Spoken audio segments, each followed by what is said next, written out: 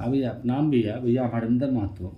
और भैया ये माया के बाजार हो, ये माया के नगरी में हमने के का करे के बा, ये पर कुछ हमने के ध्यान दे के पड़ी ना, तो जीवन बड़ा कष्टदायक बा।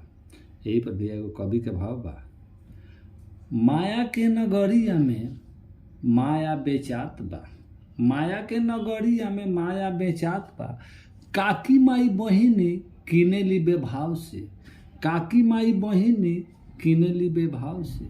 देखिए वो बाजार में 4 गो सिपाही आवतन, कौन सिपाही आवतन? वो प्रभु के दूत आ रहल बन। आ गईले सिपाही 4 गो पूछे ले बुला के, आ गईले सिपाही 4 गो पूछे ले बुला के, का तू किनले बारू, का तू किनले बारू माया के बाजार से। देखिए अभी का कहता लो,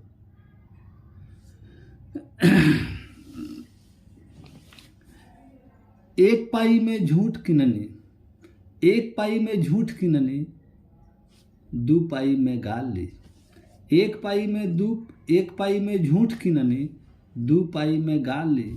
घूम घूम के धोखा देनी, घूम घूम के धोखा देनी माया के बाजार में, घूम घूम के धोखा देनी माया के बाजार में।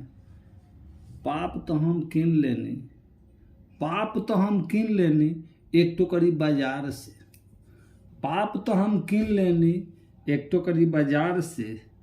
रास्ता में तब बांध देले हाथ पांव दबा के, रास्ता में तब बांधल जाले हाथ पांव दबा के।